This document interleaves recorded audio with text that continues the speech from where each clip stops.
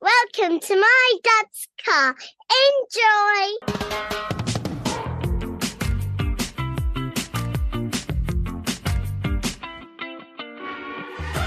Welcome to My Dad's Car, a podcast discussing our personal relationship with automotive nostalgia. And you know what? It doesn't even have to be about your dad's car. It can be your mum's, your grand's, your parents', guardians, or even a neighbour's. If it made an impression, let's talk about it.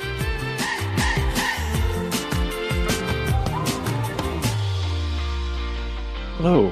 Hello, can you hear me? Yeah, loud and clear. Wonderful. Hello. Welcome along, Max. How you doing?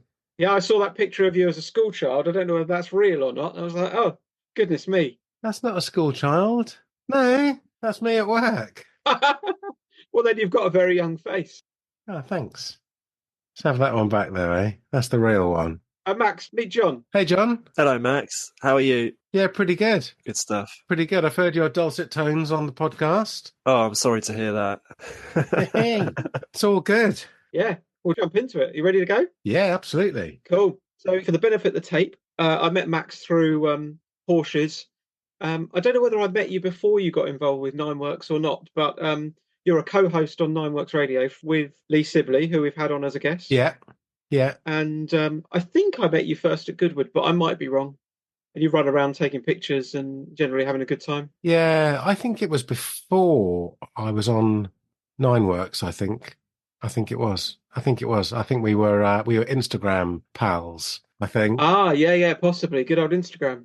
Yeah, I think so. I mean, I might have been on because I did Road to Redline as a guest. Yep. So we were moving in the same circles. Indeed we were. Slid into his DMs, did you, Andy? Another one. One of those, something along those lines. Something like that. I think Max was probably feeding my side shot addiction over lockdown, I imagine. Right. Well, yeah. I was quite active in that. One of the many. Yeah, that was that. So, yeah, here we are on My Dad's Car podcast. Welcome you along. And what's your earliest car memory? I think my earliest car memory, I have really vague recollections of the car that we owned as a family when I was born, which was a Citroen Dyanes. Oh, nice. But they're really, really vague. I think probably my proper earliest car memories of the car that replaced that, which was a Golf L. So my folks sold the Citroen Dyanes and bought a brand new Golf L. ATN 875V was the registration. Oh, Mark 1? Yeah, Mark 1. It was white, 5-door, steel wheels, and that was our family car. And I remember driving around in the back of that. I remember getting stopped for speeding.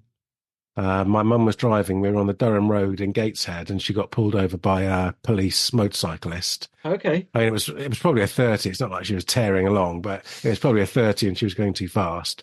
So I've got vague recollections of getting pulled over and the copper coming up to the window. I was in the back. My sister always sat near side. I always sat offside. So I saw him approach. Then the other thing I remember about that car is being on the booster cushion in the back, so I could just see over the window, and we'd be driving around. You know, this is before school for me, before school age. And I always remember wondering what everyone else was doing, because I obviously wasn't at school yet. Yeah. And I thought, I used to look at everyone else in their cars and wonder what they were doing, where they were going, what they were up to in their lives. There's that sort of curiosity. First time I could see over the window ledge in our Golf. So they're probably my earliest family car memories. It's particularly that Golf, I would say. I often wonder that, to be fair. You're driving, especially if you've got the day off work and you're driving somewhere, you're like, well, what are all these people doing? Why aren't they at work? Yeah. Probably all thinking exactly the same thing. They've got the day off. What are all these idiots doing on the road? But yeah. Do you ever do that thing where, say you do a regular journey, say you're always going somewhere at 5 p.m, and you always see the same person, and then one day maybe you're going home earlier and you still see that same person? I always think to myself, well, hang on a minute, how come you finished early as well, have you? What's going on? Yeah. I thought that just the other day, John. I went up to North Norfolk for the day to see my dad. So that's like 3 hours each way, and I was going up. I went up and came back slightly different ways, and I ended up following the same grandpa in his little Toyota Yaris Mm. or something like that, or Igo. Yeah. On the way up, I followed him for such a long time before I was able to overtake him that it was imprinted in my mind, at 8:30 in the morning. And then at 4 o'clock in the afternoon, I was driving back from North Norfolk a different way. I ended up behind him again. Can you believe it? It's not fair. It's got to be some sort of Truman Show going on there, isn't it? They're just I think so. Yeah, I think so. they've run out of extras. They're just using the same people. Yeah. Exactly. So Getting lazy. yeah, so it's funny that, isn't it? In fact, I did one of the car accidents that I had once, which I talked about with Andy when he was doing his head over wheels with me the other day. My dad's got this theory. I had this theory, which wasn't his idea, I don't think, about the block theory of traffic movement. So traffic moves in blocks. Okay. So, if you're on your regular commute, some days it's really busy and other days, it feels like you get a clear run. And that might be caused by the same person every day who drives very slowly and causes a big, queue behind them. And sometimes you get ahead of them and sometimes you get behind them. And I realised once when I was back from university living at home and I was commuting sort of about half an hour, 40 minutes over to High Wycombe. And I realised, because this theory was in my mind because my dad had been espousing it, that there was a lady in a red Vauxhall Cavalier who was causing this big blockage. And sometimes I'd be ahead of it and sometimes I'd be behind it. And one day I saw her. I was close enough to her, but behind her to see that it was her. And I thought, I got to get past. I had my Sirocco 1.6 GT, Nice. and I managed to get past her. And then I was really pressing on because I thought, now that I'm past, I need to make the most of this. And someone pulled out in front of me, and I smashed into them. Oh, no. So she then came past me again, and I was at the side of the road with my smashed up car. It's like, God damn it. Tortoise in the hare. Yeah. Yeah, exactly. I imagine she was delighted. That's the interesting theory, though, isn't it? The blocker.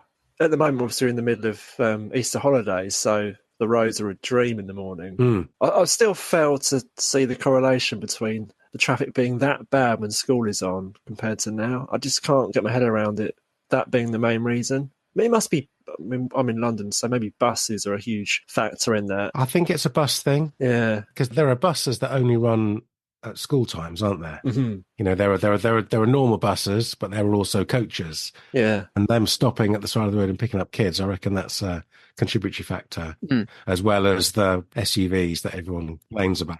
Yeah. There's a hell of a lot of buses where I am. In fact, this is quite an interesting observation. There's a new bus called the Superloop bus. Right. It goes from Bromley North to Abbey Wood. I think it's basically a way of ferrying people to Crossrail. Okay. And it only stops like a handful of times rather than stopping at every single stop. But every time I see it, I keep thinking the Snooker-loopy, Superloop. So now my eldest now knows the chorus to Snooker-loopy. Oh, dear. There's a cultural reference for the people of a certain age. Yeah. Wonderful. What came after the Golf, Max? Do you know? That Golf was superseded by the first really cool car that we had, which was a C-Reg Mk2 Golf GTI. 5-door, Atlas grey, with the P-slot wheels, the Pirelli wheels. Yeah. So that was C340CYO. So that was probably like 1986, maybe. We would have bought that, maybe 1987, I think, C-Reg. Yeah. So, my dad bought that brand new got it from Scott's of Sloane Square. Okay. We were living just outside Colchester at the time and he was working in London. So that's where he managed to get the best deal. I think it was £8,500. 8-valve, 5-door, free big bumper, of course, no power steering. So we had that as our family car and that seemed pretty cool, I have to say. Was there a bit of a loyalty to VW then, Max, after the first? Maybe that's what it was, yeah. Yeah, maybe that's what it was. Dad did always say that not long after he'd got the first Golf, the L, that he was really tempted to swap it in for a Lancia Delta. So quite a similar shape, actually. Yeah. That's his pre-HF Turbo, let alone Integrale, of course. But he thought they were really cool. But he didn't, and that was probably a good idea from a financial, a reliability point of view. Yeah. But yeah, maybe it was a good experience with the with that first Golf that switched him on to the... I do remember there was a passing thought about getting a MG Maestro Turbo. Okay. So I think that was probably a bullet dodged as well. So we had this Mk2 Golf GTI, which was fantastic. And we smoked about in that as our family car for quite a long time, actually. Were you a one-car family? Or did your mum have a run around as well? Or I think we were a one-car in terms of usable cars, I think we were a one-car family. There was a TR2 restoration project that was in the garage that got, taken off a low loader, put into the garage, and then eventually got put back on a low loader and taken away again. Oh, okay. That was all it ever did. So there was that. And then in Norfolk, where my dad now lives and where my granddad lived, there were 3 Austin 7s. They were in an Apple loft. So they were my dad's cars as well. But they never moved either. So, yeah, I think for a while, until, then when a second car came in, we bought a Citroen 2CV. Ah. Okay. So maybe they were harking back to those Citroen Dyanes days. Yeah. And Dad bought a light blue Citroen 2CV, which was a D-Reg, if I remember correctly. Nice. So we had the Golf GTI and this blue Citroen 2CV. I saw a 2CV this week, funnily enough. Yeah, you don't often see them, do you, these days? In that two-tone black and sort of burgundy. The Charleston edition. That's it. Yeah, they're cool, those ones. Yeah, very nice. Yeah. Was there an ownership of those cars? Was the Golf GTI your dad's and the 2CV your mum's, or did they mix it up? Do you know? I'm not sure. I forget. The Golf was certainly the predominant family car, and maybe it was. I can't remember what Dad would have been needing to. Maybe that was when we moved from near Colchester to just outside Aylesbury. Yeah, because then my dad wasn't. Because when we lived in Colchester, he was walking to the railway station and get the train into Liverpool Street, doing the London thing. Yeah. Mum was teaching, so that worked for her. But when we moved to Buckinghamshire, they then both needed to drive. Mum needed to drive to school to teach, and Dad needed to drive to his office. So that's probably what brought up the need for the second car. Yeah. But then the company that we were working for was privatised and ended up being owned by British Aerospace. So that brought in company cars. So we had this sort of rotating, constant run of those Rover 800 series. Yeah. Do you remember those? Yeah. So they would come and go. The big sort of, I was going to say fastback. That's probably a bit too complimentary. Big old hatchback thing. Yeah. And there was a saloon one as well. We had like loads and loads of those. They came and went, fairly often. And then eventually he ordered or had the opportunity maybe to get something a bit cooler. And we had a Rover 220 GTI. Okay. Which seemed quite cool. I think maybe certainly the TCV had gone by then. And I think the Golf must have gone by then as well. So yeah, so we got this two, which was a 3-door. So not the coupe, not like the Tomcat coupe. Yeah. It was just a hatchback. So I was squeezing into the back of that, and it had body color wheels, which my dad was quite pleased about because that was a rare option. He'd selected it in this sort of petrol blue color, and it had petrol blue colored wheels with a tiny little silver lip. Yeah. So we had that, and around that time as well, he bought an already built kit car. Okay. Off a guy just the other side of Aylesbury, as an RAF engineer who'd built a Sylva Leader kit car. Oh, yeah. A sort of Caterham type thing. Yeah, ish, isn't it? Yeah. Maybe not as pretty as a Caterham. And this guy had built it with a BMW 2002 engine in it. Okay. Wow. So we bought that. We actually bought it from a place. I was trying to remember the name of it. It was a garage in London that had sort of interesting cars in it, not classics, but hot rods and stuff like that. Yeah. I can't remember the name of it.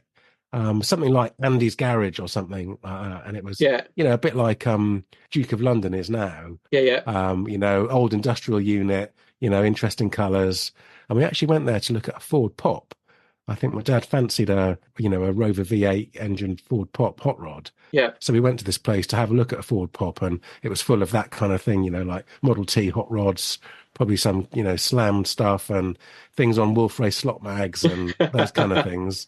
But there was this Sylva Leader in there, and he ended up buying that. It's quite interesting sort of prospect buying a used kit car, isn't it? But the fact that previous owner it was built by someone in the RAF, that helps, doesn't it? You'd think. Yeah. Bit of pedigree there. He built it very carefully, but I think perhaps inevitably you might say it's hard to accuse it of being unreliable, given that it's a kit car, not a BMW. But it definitely needed somebody with someone of the Andy Brooks kind of self-spannering style to keep it going. And my dad wasn't really that. He was an engineer by education, but not particularly handy with the spanners, which is maybe why I'm not either. And that did cause some grief. when it was working, it was good fun, but it often took a while to get it started each time. So he liked the idea of the toy then. Obviously, he had the TR2, which was just sort of a garage ornament. Yeah. Did you play in that as a kid? Was that sort of something you could get in and sort of make car noises and move the wheel around? Yeah. They were in an apple loft out the back of my granddad's shop. My granddad was a shopkeeper in Fakenham in North Norfolk. Okay. And there was a yard behind the shop and then an apple loft and some other bits. So in this apple loft, there were these 3 Austin 7s, one of which my dad had when he was a kid. And he used to drive up and down the driveway in his house. He turned it into a hot rod. I guess that's where the hot rod thing comes from. Yeah. The other was a very original 1924 Chummy, which was the one with the pram hood on it. Yeah. And then the third one was actually really cool. It was a Brooklands special. Okay. Called Mrs. Jojo, which in Austin 7 vintage sports car club circles is quite a famous car, built by the photographer Louis Clementaski. And it had raced at Brooklands. Oh, wow. And it had been bodied eventually to sort of look like a pre-war Mercedes Grand Prix car. Yeah. Obviously not as elegant as that, but that was the idea. So it was a single-seater monoposto supercharged 750cc thing, quite a famous car. Nice. So I always imagined that at some point I'd be, maybe not racing at Silverstone in it, but at least at Prescott Hill Climb or something. Yeah. But it never came to be. And that, like a lot of things, went in the divorce settlement or to generate the funds for the divorce settlement. Mm. And it was bought by a family who are very active in the Vintage Sports Car Club.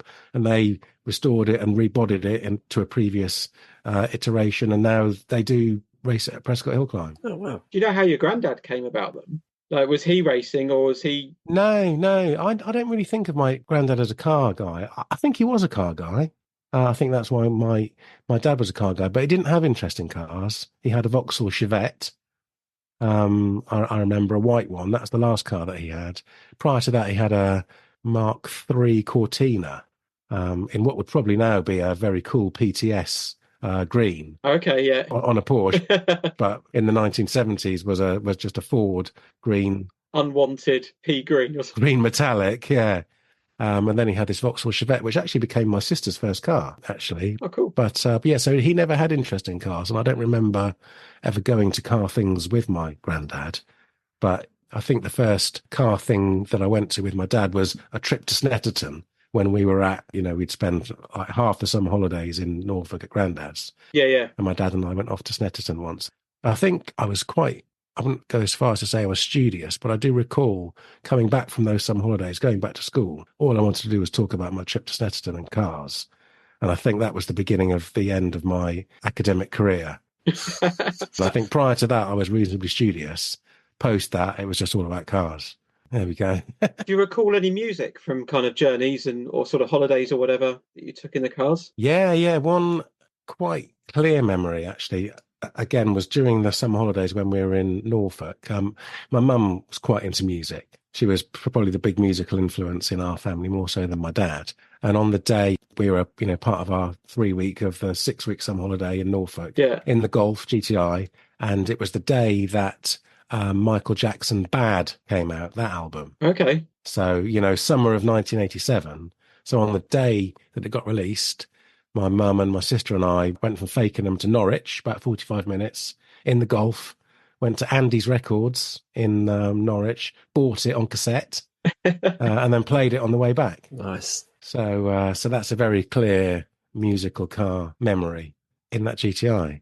And others, actually, which for some reason are quite clear. There's 2 other albums which were car cassette albums. One was Phil Collins, No Jacket Required. Yeah. It was a classic. And then also lesser known, but equally cool, Philip Bailey, Chinese Wall. Okay. So Philip Bailey, if you don't know him, he was the falsetto in Earth, Wind and Fire. Okay. And famously did the Easy Lover duet with Phil Collins. Yeah. About that time. But Easy Lover is actually a track on Philip Bailey, Chinese Wall, not on a Phil Collins album. Oh, I didn't know that. So Philip Bailey, Chinese Wall, it's got a brown cover. It's a classic if you're into that kind of thing. I still listen to it now. I have to have a look for that one. Yeah, great little tip. Yeah, it's a beaut. On cassette. I just need a cassette player. Yeah. So, Was it just you and your... Sorry, just going to say, is it just you and your sister then, Max, if you go on sort of long journeys in the back, that sort of thing? Yeah. Yeah. So, yeah, my sister, 18 months older. So, yeah. So we never really needed anything bigger than a Golf GTI. Although I do remember quite clearly once the Golf which is unusual, perhaps had broken down. For some reason, it wasn't working. And we needed to go, it's when we lived in Colchester and we were going to Norfolk. So not as far as it is from here, but still a journey. And my sister had been on a school trip to the Somme, so quite an intense school trip. And we were picking her up off the coach and going straight to Norfolk. And we turned up in the TCV because the Golf, for whatever reason, wasn't working. And she was quite highly strung anyway. Some might say she still is. She just lost her mind over it. She couldn't believe that she was going to have to go, having come back from France, Belgium, on a coach, and then was having to get in a TCV to go all the way to Norfolk. She was apoplectic with rage. Just keeping the theme going, aren't you, with the French vehicle? Well, exactly. Yeah. Exactly. Presumably your mother was wearing a stripy jumper with some baguette in one hand. And we were going across the fields. So that sticks in my mind as well. Berets all round. Yeah, exactly. Fantastic. Am I right in thinking you ended up doing some Le Mans trips and stuff with your dad? Did he get you into that? I went to Le Mans in 1987 with my dad. Although we didn't drive over, that was a Page and Moy trip. Okay, like a coach trip or something. Yeah. So we got the coach from Colchester into Liverpool Street. I think that went into, could be King's Cross, and then went to wherever the coach was, maybe Victoria, perhaps. Yeah. And got on a coach that took us to Le Mans. Wow. How long's that taking? That must be a bit of a trek. I think it took a while. We stopped in Rouen, I think, on the way there or on the way back. And we had to sleep on the coach. We didn't have a tent or any other accommodation. I think it was a budget trip, should we say. Yeah. And we didn't manage to stay up all night because I was 11, I suppose. I couldn't quite party all night back then. No. So we did end up sleeping on the coach. But it was a great year to go, of course, because Derek Bell won again, in Porsche 962 Rothmans. And that became then quite a big thing for me, in my life and my interest in cars. It was one of the things that cemented an interest in Porsche for me. So, that was just the once, and I've never been back, which seems ridiculous. Okay. But great trip. It'd be hard to top that, wouldn't it, I think? I think it probably would, yeah. Yeah, I think it probably would. Yeah. Be like a Meet Your Heroes thing. You've got that kind of benchmark of experience. Yeah. And I was already into sort of taking photographs and things. So I had my little, just a little compact 35mm thing. But it was the days of the old pits. So we didn't have special tickets or anything, but we were able to be on top of the sort of pit garages. You could get up there. Okay. Maybe there was an additional ticket, but it was available to anyone. And I managed to take a little picture, which I've got somewhere. It's one of those things that you tried to keep safe. So invariably you lose it and then find it again and then lose it again. The bottom of a drawer somewhere. Exactly. And, instead of just being in the packet with all the others, but it's a picture I took looking down from the pits, and it was a Porsche driver change. And Derek Bell, obviously with his very distinctive crash helmet, is leaning into the cockpit of the 17 car, either getting in or getting out. And I just snapped that. Oh, cool. Nice. And that's a picture that I still, on the occasions when I know where it is, I do cherish. And actually, not so long ago, I did find the program. So I've got the program with our tickets stapled to it. So I got some nice things, some nice memories from that trip. It's definitely a seminal moment in my car enthusiast career. Is that something your dad had done before? Gone over there for the Mon? No. I'm not sure what it was that particularly. I mean, he's I suppose the Austin Sevens give it away. I mean, he's a general car guy, but he was a member of the Vintage Sports Car Club. Okay. So I became a member of the Vintage Sports Car Club. Right. So he was into old cars. So that perhaps the Le Mans history, with the Bentleys and everything that maybe that was a thing for him. I'm not sure what the catalyst was. Maybe it was something he wanted to do with me that he hadn't done previously, perhaps. I'm not sure. I should ask him. I will ask him. Yeah, should do. Ask him why we did it then, and why he hadn't done it before, and why we then didn't do it again, perhaps. Did you do F1 or anything like that? Yeah, we did. When we moved from Essex to Buckinghamshire, where my mum lived up until just a couple of months ago when she died, sadly, we were only sort of half an hour from Silverstone. Okay. So we moved there in 88, 89. And there was one time, so we ended up becoming members of the Silverstone Racing Club or something, had a crappy little clubhouse. And we used to go, it was what we did as a family. Yeah. we'd go to Silverstone. So it didn't matter what the race meeting was, we would go. There's a thing called 8 clubs, which is like the 750 Motor Club, but 8 small regional car clubs who club together to do a race meeting. Everything from that to Formula One and everything in between. Trucks, when truck racing was a thing.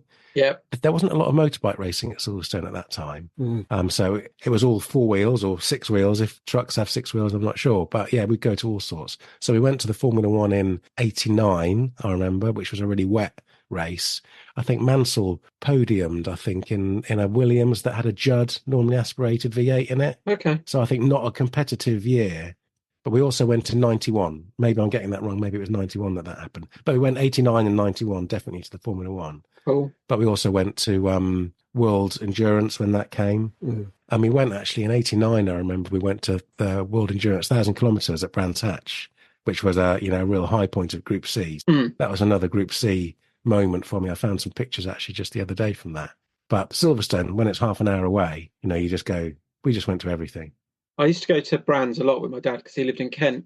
And talking of Silverstone in 89, I had a T-shirt which was from the F1 Silverstone 89, which said the race was on 89. It was like fluorescent, obviously, of the time. Yeah. But I must have got it in 90 or 91 because it was in a bargain bin. Like, they keep all the leftover T-shirts kind of, and they'll sell them out for a tenner or whatever, a £5. So I'd always have like these almost kind of hand-me-down type T-shirts from events. And yeah, I had one from Silverstone 89, which I wore sort of till it fell apart pretty much. Yeah. I imagine somewhere it's probably in a box. I loved it so much I probably didn't throw it away. Yeah. But I'm yet to find it. But my sister, I saw my sister up at Mum's house on Monday, I think it was, and she'd found this sort of she was holding this suit carrier, like a suit carrier thing. Okay. She said, "Some of this is yours. Do you want it?" And she opened it up, and there was my last school blazer, the one you were wearing for work. yeah.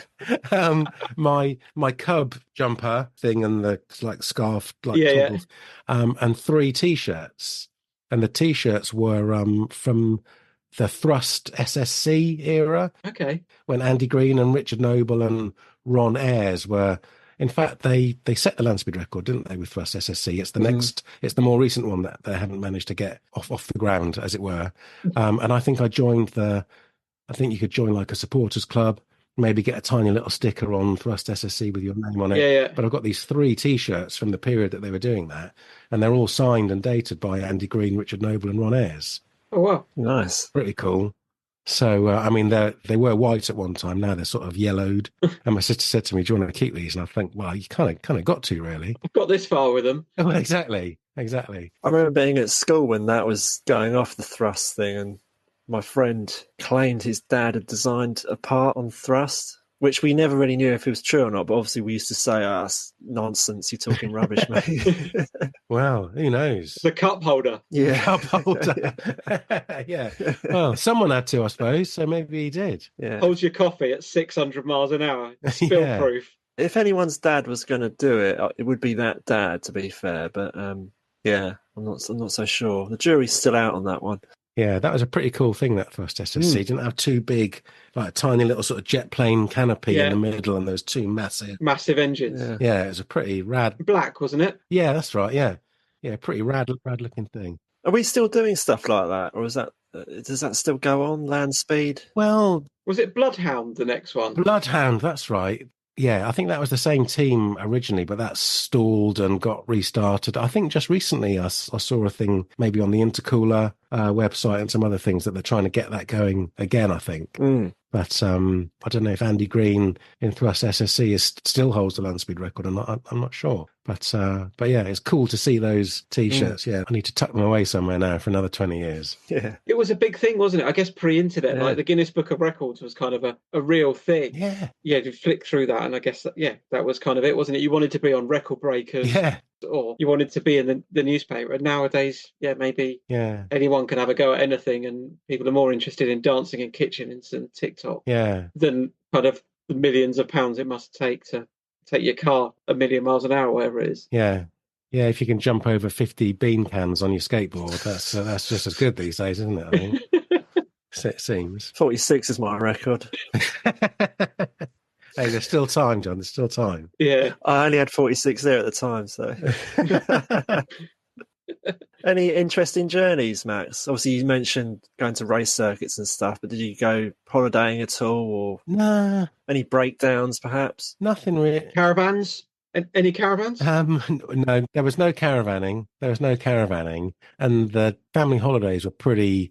It was literally Norfolk. That's as far as we ever went in the car. Probably the most interesting trip that I did with my dad was when the Sylva Leader went. That did get sold. I can't remember how or why or to who.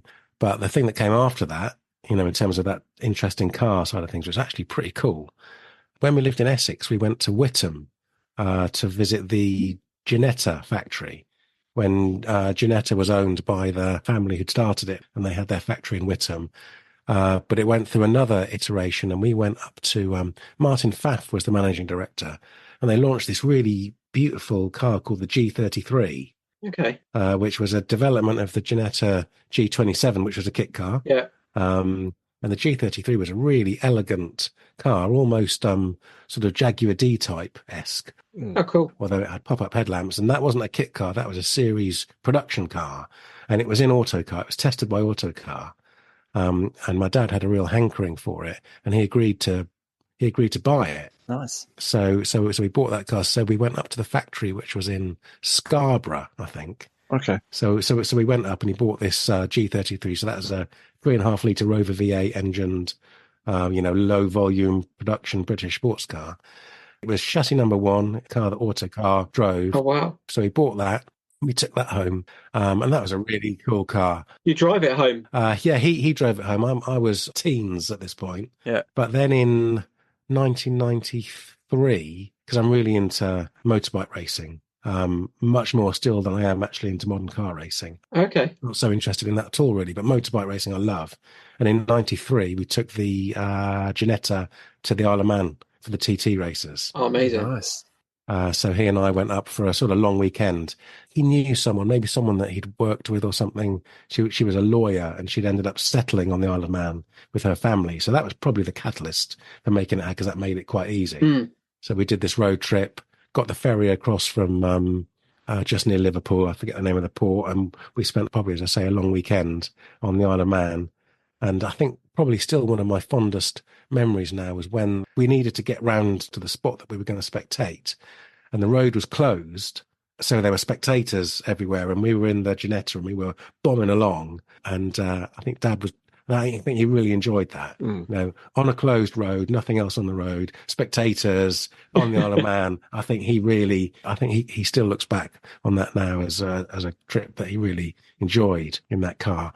And I think it was on Mad Sunday when they used to do the Mad Sunday Thrash, when the mountain course from Ramsey to Crednabar was closed, was one way, not closed. Yeah. We were coming out of the gooseneck and we got overtaken by, it was a 911 cab back then, but, in that generation, it was 964. Yeah. So 964 was the current 911 and it was maybe cobalt blue. It was a cab. It was a Manx registered car and it was full of people. It was 4 up. So the people squeezed in the back and they overtook us. They were going really quickly, knew where they were going, and Dad chased after them. So we chased them across the mountain, which was good because they knew where they were going. So we could just follow them. And that was quite a fast drive. And that was great fun. Awesome. That was good fun. I think if I asked him, he'd probably still look back on that now as probably a high point of his motoring career.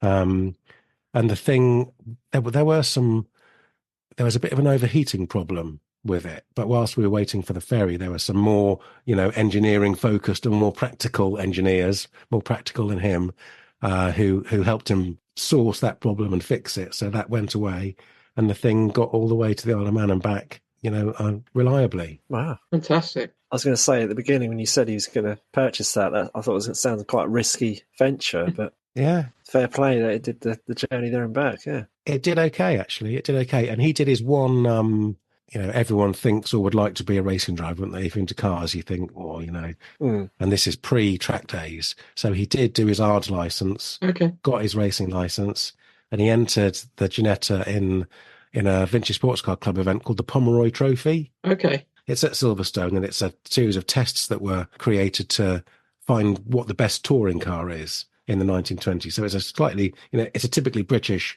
quirky Yeah. event where you can enter anything that's, I think, 2 litres or over. It has to have a roof, and it has to be able to carry the regulation Pomeroy suitcase.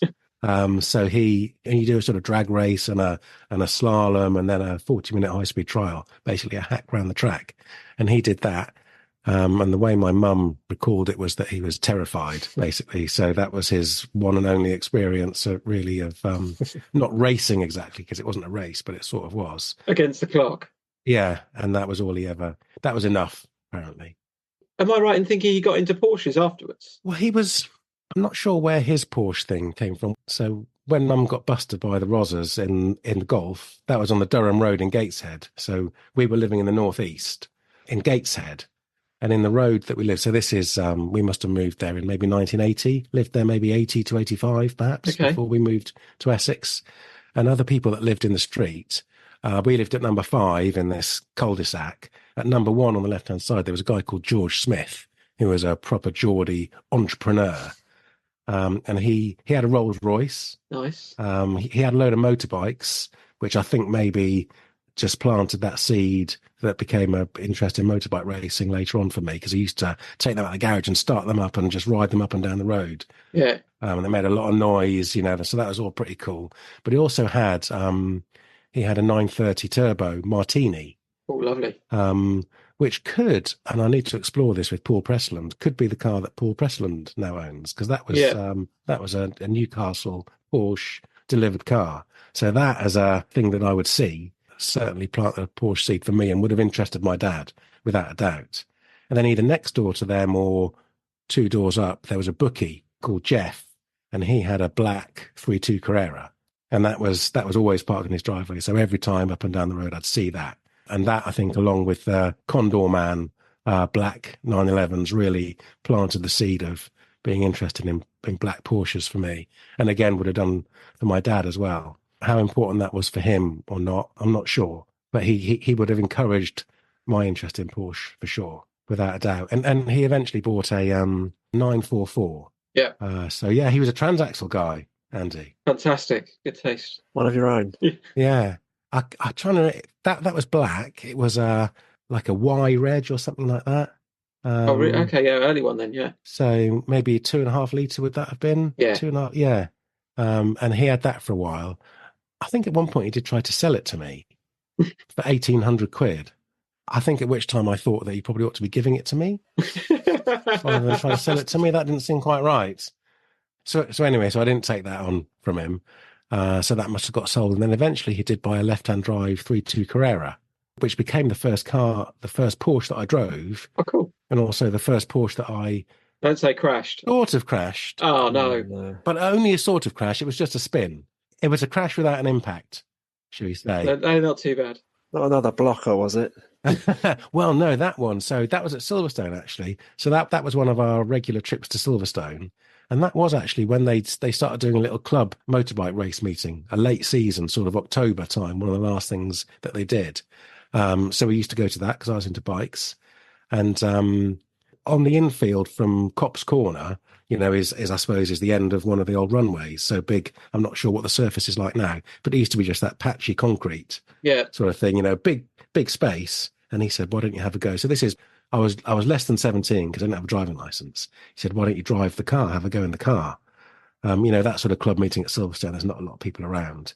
So we drove it out of the paddock and I was just driving it up and down behind on the inside of Copse on this wet. It was wet, of course, because October, and just driving it, just driving it around in circles, basically, going up and down and round. And because it was wet and it was concrete, I started to slide it a little bit. So this is only like second gear, not very fast, but, driving it up the runway, going round, skidding it round, not drifting it, skidding it round and then going back down again. And that was really good. I was really enjoying that, really getting into it, feeling quite confident. And then I lifted off at the wrong time and basically the thing just snapped back on me. And I tried to catch it and I was completely out of control, grabbing the wheel one way and then the other. And we were sliding towards a sort of prefab toilet block. And I thought, oh my God, we're going to wipe out this bloody toilet block in Dad's car. So I just stamped on the brake and stamped on the clutch and we just skidded to a halt without hitting this toilet block. Was your dad in the car, or did he just throw Oh, you yeah, the no, keys? he was in the car with me. He was in the car with me. He thought it was hilarious, probably because my face was probably ashen at this point, I think. So that was my first Porsche driving experience, my first spin, almost crash. And I think I got out, but I think I said, right, let's go back. Oh, that's enough for me today. Yeah. Isn't it good for you, Max, that was pre-video cameras, phones Yes. and stuff? Yeah. Imagine. Oh, dearie me. So, I sometimes forget, I think that, hanging out with Lee and Andy, I think, oh, this is my first air-cooled experience, or my first. I actually forget sometimes that Dad had that car. Yeah. And that I did actually drive it. It was a 915 box. It had a really weird interior. It was, I think it was a German import, left-hand drive, white. It had white-centered Fuchs, but they were turbo wheels, so they were sort of wider, which looked really cool. And the interior was a weird sort of two-tone. It was black and peppermint leather. Ooh. I can't remember exactly how the pattern was, but it was weird. It was factory, but it was strange. Of that time, I suppose, isn't it? Of that time, yeah. Miami Vice sort of. Yeah, I guess so. Yeah, I guess so. And before Tony set up Right Tune, he worked at a business called G-Force, which was in Aylesbury, which is very close to where we lived. So those, do you remember the Blue Coral sponsored Porsche racing cars? No. From that sort of, there was a guy called John Greasley, and he owned a business in Aylesbury called Dage. There was some sort of electronics business. I'm not sure what they did. But then separately, just around the corner on Ravens Lane, he had this Porsche, because I guess he's a Porsche guy. And he set up this Porsche specialist called G-Force. So they're our local, I think Max to Page have got a 993 GT2 race car in Blue Coral that was John's car, and Tony worked there. So Dad took the car there and had the gearbox rebuilt. And they also set it up properly, because in spite of the fact that I managed to spin it, it had been set up to understeer, basically. Yeah. So they set it up properly, put it a bit more on its nose, rebuilt the gearbox. Tony rebuilt the gearbox. And after that, my dad said I'm not sure I ever drove it from then on, but he said it was a really nice car after that. In fact, that would have been a Porsche influence as well, because John Greasley always had a 911 turbo. Okay. I'm not sure what the letters and numbers would actually have been, but the number plate looked like turbo. I suppose it would have been TUR-ATS, I suppose it could have been, or it was some kind of turbo number plate. Yeah. So it was always red. So you'd see him periodically smoking around in this 911 with a turbo number plate. And I think that was quite influential in my own sort of Porsche buying journey, because it made me think, I want to drive a Porsche 911 every day. Yeah. He seems to be using that as his car. And that's really cool. And that's what I want to do. I want to have a Porsche, and I want to be able to use it every day, because that would be brilliant. And that's and there was the black Condor Man thing and the bookie down the road, Jeff the Bookie. So I think that's where I decided that I wanted to have a black Porsche, and I wanted to be able to use it. I wanted to have it as my daily, which is what I did eventually. Yeah. Fantastic. Anything else we need to ask you, Max? Any stories you're itching to tell us? I did have a thought. What was I gonna mention? So after my folks got divorced and everything got sold, basically the Ginetta, all the Austin 7s. I think maybe he kept the 911 for a while, or maybe that got sold as well as part of the divorce. He then he moved back to Norfolk and went through a series of cars that he didn't look after very well. Okay. And there's one particular car that I look back on now, and my brother-in-law does as well, as why didn't we save that? Why didn't we take it from him? Because we knew he was going to ruin it. And I think it's something that you'd like as well, Andy, maybe as well, John, but definitely you, Andy. Dad bought an Audi S2 Avant. Oh, wow. Okay. So the car that became the RS2. Yeah. It was green, so very, very trendy now. And he bought that. And eventually he lost the keys, which is not unusual for my dad. Loses his phone. He doesn't even have a mobile phone now. But he lost the keys, and it's always more expensive than you think it ought to be, isn't it, to get new keys cut for a car? Yeah. So he kept saying to my stepmother, "Oh no, I'll find them, and find them." And like 2 years later, he hadn't found them, and the car had rotted outside his house. Oh, no. And he sold it for like 10 quid or something to some bloke down the road. Locksmith. I looked at yeah. And I think the person put it back on the road fairly easily, and off it went. But I just think back now, I'd quite like not just a green one, but an Audi S2 Avant. Yeah. What era is that? Is that mid-90s? So that is, Mid early, yeah. yeah, 93 maybe. yeah, I can see the colour, I'm pretty sure, in my head. It's like the 80, isn't it? Before Yeah. they did the... Yeah. yes, yeah. So before the A4, Nice things. 5-cylinder, Mm. turbo. Yeah, like Porsche cup mirrors and Yeah, that type of thing, wasn't it? yeah, really, really cool car. So, I mean, I don't really regret anything, but I do think back and thought maybe if I'd been a bit more astute, been a bit more, forward thinking there, I could have taken that, instead of observing it from a distance. Yeah, yeah. I probably should have been a bit more proactive and taken that off him. But, there we go. Such is life. That's a sad story to end with, isn't it? Yeah, sorry about that. We'll mix it up. We'll put it in the middle of the episode. Cheer things up. Put it at the start, yeah. Can chop it up in the edit. Yeah, absolutely. Well, thank you very much for joining us, Max. It's been good fun. Some nice stories. Enjoyed those. No, it's a pleasure. It's been great fun. Thanks, Max. And I've really enjoyed listening to other people's, after we started talking about it, Andy, I thought I'm gonna listen. Yesterday I was listening to Lewis from Tacona. Yeah. I really enjoyed that one. That was a cracker as well. So it's great fun. Keep it up. It's a great listen. And thank you for having me on. Nice to meet you, Max. Yeah, good to meet you, John. Really good to meet you. Yeah, thank you very much, Max. See you soon. See you soon. Cheers. Cool. Lovely. That was good, wasn't it? Yeah, really good. He's got a very good voice for podcasts. Indeed, yeah. Very listenable. Smooth talking. Lee and Andy from Nineworks wind him up and call him Caramax because he's got kind of a voice for the ladies. I was thinking at one stage he could be sort of like like a snooker or a golf commentator. Maybe we'll give him some text or something and he can read it off.